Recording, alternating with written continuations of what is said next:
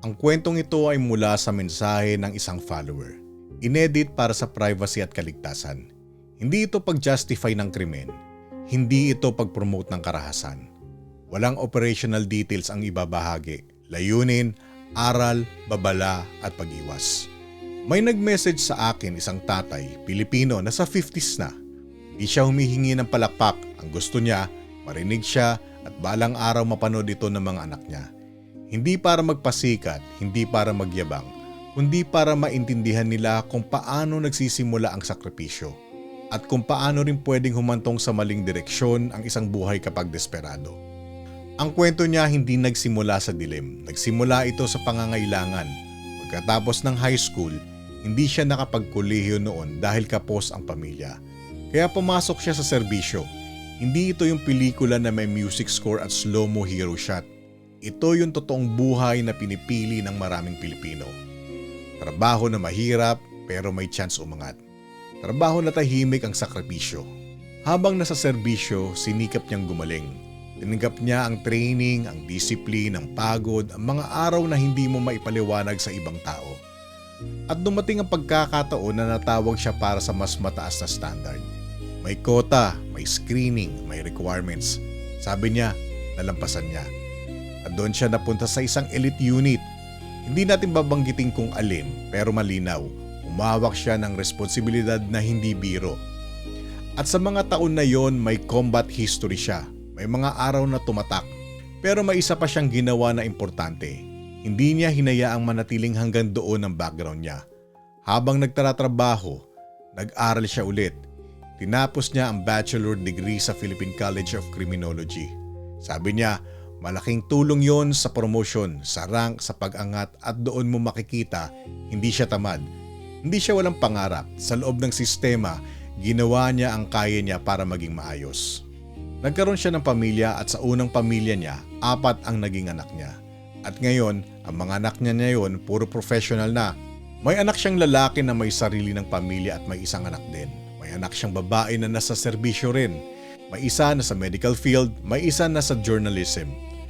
Madaling salita, may naitayo siyang mga anak na may kinabukasan. At sa pribadong bahagi ng buhay niya, sinabi niya rin, iisa lang siyang anak ng magulang niya. Kasama niya ngayon ang ama niya sa bahay. At ang ina niya, pumanaw na ilang taon na ang nakalipas. May mga pagkawala na tahimik lang din niyang binuhat. At tulad ng maraming Pilipino, dumating yung punto na okay na sana, pero biglang nagbago ang ihip ng hangin. Hardships, downfalls. Yung klase ng problema na hindi mo pinapost, hindi mo pinagmamayabang, pero gabi-gabi mong iniisip, paano ko bubuhayin ang pamilya ko? At dito nagsimula yung delikadong pinto. Sa paghahanap ng extra income, may mga pagkakataong parang ang bilis ng sagot, pero mali. Sinabi niya ng diretsahan sa akin, habang nasa serbisyo siya, naging side hustle niya ang illegal na trabaho. At ito yung salitang hindi madaling marinig. Naging hitman siya. Hindi natin ilalagay ang paano, sino, saan, kailan. Walang tutorial dito, pero may confession. May taong naglingkod pero naligaw sa karahasan, bawal at mali. At sabi niya, may easy money daw. May middleman, may mga koneksyon sa mga taong may impluwensya. Hindi natin papangalanan na. Ang mahalaga, ito ang reality. Kapag pera ang gamot sa desperasyon, minsan konsensya ang unang namamatay. Linawin natin ha, hindi ito pag-justify, hindi ito pag-romanticize. Kapag mali, mali. At ang krimen, krimen pa rin kahit sabihin mong para sa pamilya. Pero ito ang delikadong mekanismo na gusto nating maintindihan. Una, isang beses lang, tapos pansamantala lang, hanggang sa biglang, ikaw na mismo ang nawala. Hindi mo napapansin pero unti-unting binabago ka ng mali. Binubura niya yung dating ikaw, yung dating may uniform na may pinanghahawakan, yung dating may pride sa serbisyo. Habang lumalalim ang pagkakasangkot niya, hindi niya naalagaan ang responsibilidad sa serbisyo hanggang sa dumating ang turning point, nag-awol siya. At dahil doon, na-discharge siya. At pag nawala ang uniform, hindi lang trabaho ang nawawala. Minsan pati identity nawawala. Sabi niya pagkatapos ng discharge, doon siya tuluyang lumubog. Full-time hitman na siya.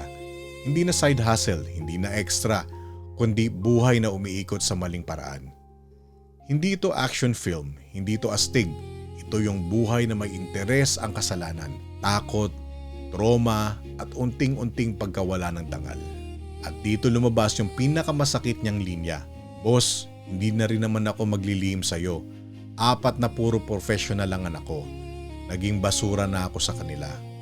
Alam niyo masakit pakinggan, pero iyon ang honest na bigat. Para sa kanila ka nagsimula, pero sa dulo, parang sa kanila ka rin nawalan. Hindi dahil kulang ang pagmamahal, kundi dahil mali ang pinili mong paraan. At ang maling paraan, madalas, binabayaran hindi lang ng gumagawa, kundi ng buong pamilya. At may isa pang layer sa kwento niya, may pamilya siya ngayon at may mga anak pa siyang bata. At doon mo mararamdaman yung urgency. Kasi kapag bata pa ang anak, hindi pa sermon ang kailangan nila, kundi halimbawa. Hindi pa lecture kundi presence. At kung mali ang halimbawa, mabilis itong maging cycle. Kaya niya gustong magsalita ngayon, hindi para magmukhang matapang, hindi para magmukhang biktima, kundi para iwan sa mga anak niya ang isang bagay na hindi kayang bilhin ng pera, katotohanan. At kung may isang mensahe siyang gustong tumagos, ito yon. Mahal ko kayo. Hindi perpekto ang buhay niya, hindi malinis ang mga desisyong pinili niya, pero yung pagmamahal ng tatay totoo at hindi nawawala. At kasama ng mahal ko kayo, may isa pang bagay na gusto niyang sabihin na mas mahirap kaysa anumang salita. Pasensya na. Pasensya na kung may mga araw na mali ang pinili kong paraan.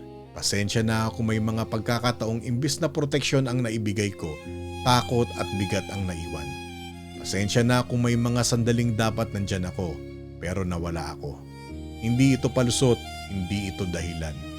Ito ay pag-amin, nagkulang ako, nagkamali ako.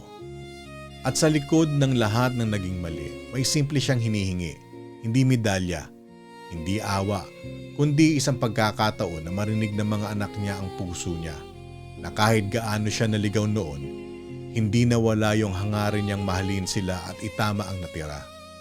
At oo, tao rin ang tatay. May mga gabing napapagod, may mga gabing tahimik na nasasaktan. At minsan, ang pinakahihingi niya ay hindi pera, kundi pagmamahal pabalik. Kahit isang, "Pa, kamusta?"